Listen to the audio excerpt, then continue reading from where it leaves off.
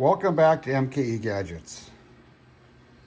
First of all, I want to thank my friend Jeff for the new MKE Gadget sign. A couple of videos ago, I made a part for his scroll saw, and he's really into scroll sawing, and he made me that sign. We kind of did a little horse trading there. He's happy and I'm happy. Well, today's project is another one that walked through the door. I have a client that bought this router, and it comes with a sub base and a router table, and he bought it used, and it didn't have the plates that go in here. So when you're routering, your wood doesn't go into the hole here. That'd be dangerous and wouldn't work out very well. So he asked me, well, could I make him some plates? And I said, sure. So I went out and bought, this is 5/16 by 4 3/8 times 4 3/8 cast jig tool plate. And this is really accurately cast for the thickness. So I won't have to machine the thickness at all. What I gotta do is make a round plug that fits into there. There's a bore in here and a counter bore. So when I mill this, I'll have to mill that step in there. Now how do I hold this plate?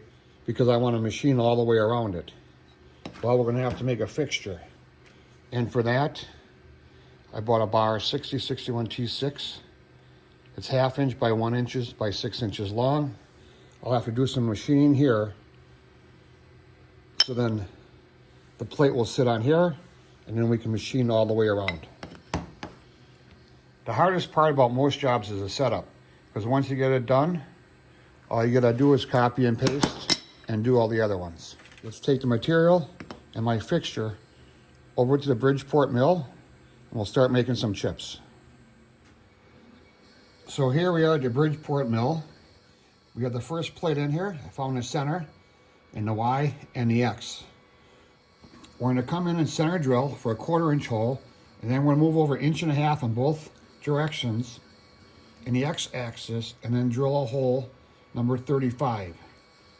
This will be a blind hole, and then we're gonna go in with an 1/8 inch reamer, and we're gonna ream 2 holes for these dowel pins. These dowel pins will be pressed into the fixture.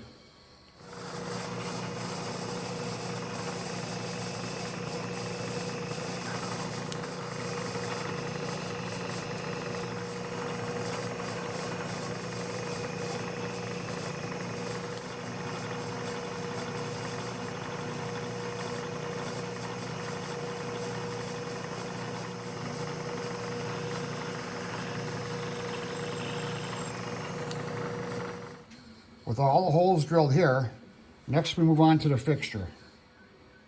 I almost forgot, we gotta ream these holes 126 thousandths.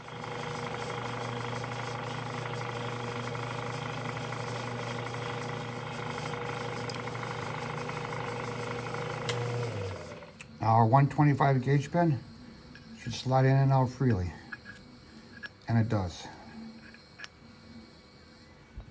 Now with that done, we can go on to making our fixture. This is gonna be our fixture plate. I found the center in the Y direction, and I moved over 1/2 inch from the end. We're gonna center drill, and ream 249 thousandths. And that's for this 1/4 inch pin. Once the fixture is made, you understand a little bit more.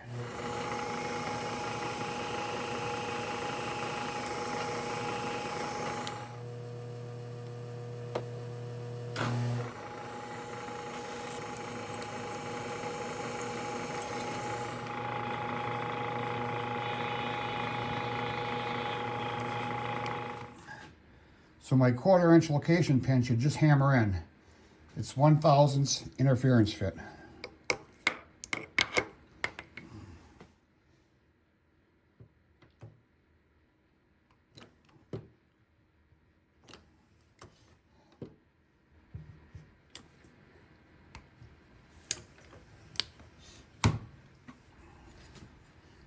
Now with that 1/4 inch pin installed, my fixture will locate on my jaws.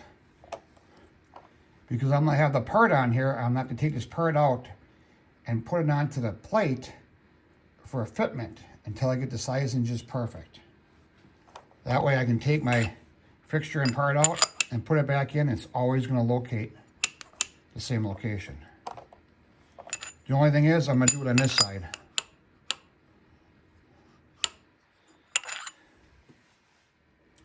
With our fixture tightened down and pushed over all the way to the end of the pins, now it's time to drill a hole for a 1/4 inch bolt, and then 2 holes out here.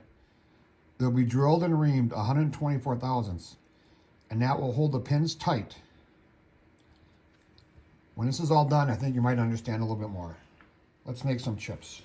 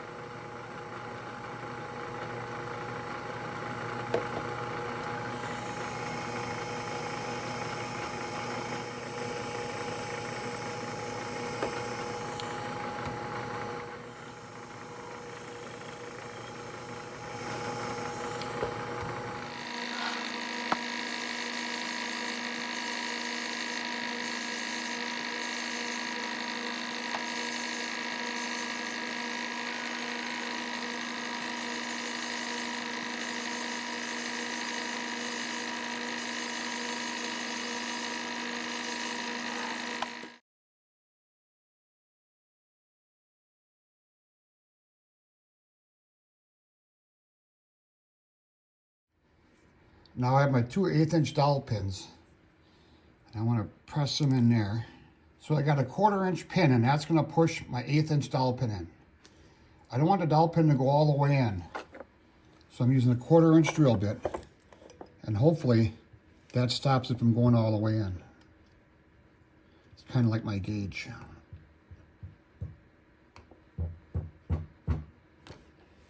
Okay.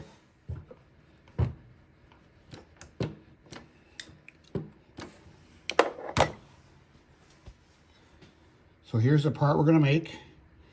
Remember, I got those holes drilled and reamed 126. That should fit in there, hopefully.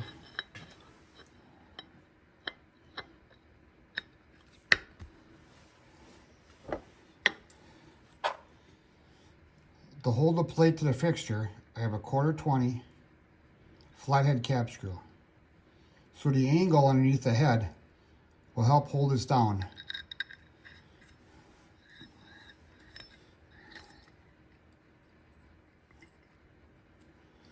So after I'm done machining, I can take the part out and do a test fit into the router sub base.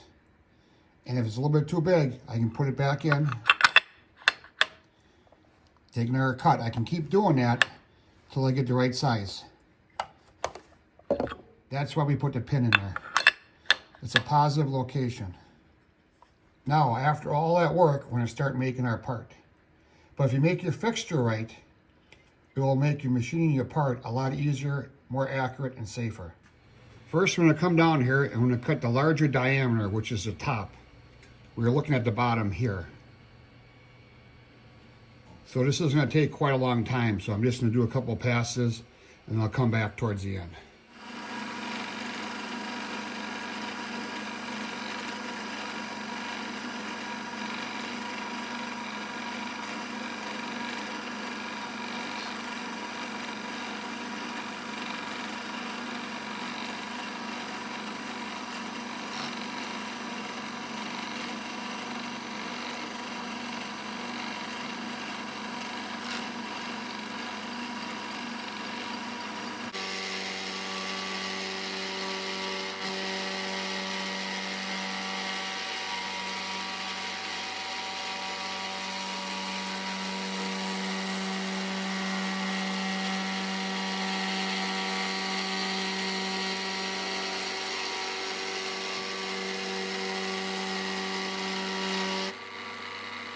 Now I'll have to go in here and measure that and see where we're at.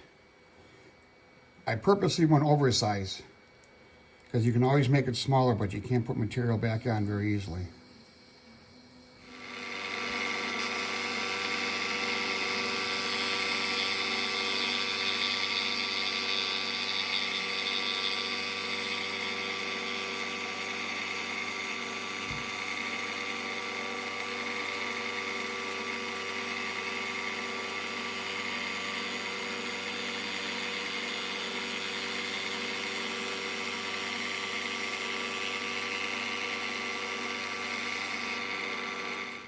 So that's the last pass here on the step. I had this part on and off many times. And that's the nice thing about this fixture. You can take it off and it relocates itself. Let's go over to the workbench and see how this fits. Now at the beginning of this video, we took this cast jig tool plate. And the video is all about machining it to make this plate here that fits in the router base. I still have the fixture on here. Like I said, I designed a fixture so it comes off the device easy.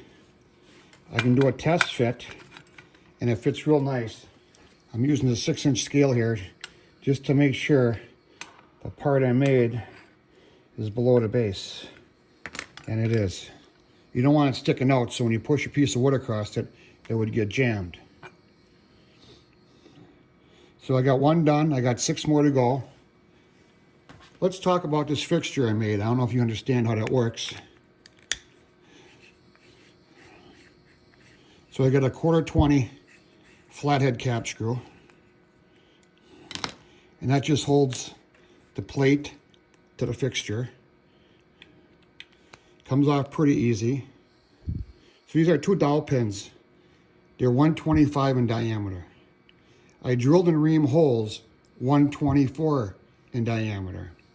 That gives me a 1 thou interference fit. These pins will not come out. In the part, I drilled and reamed holes 126. So that gives me a 1 thou slip fit. And with 2 pins, it goes on real nice. Put a screw in there, tighten it down. I'm good to go.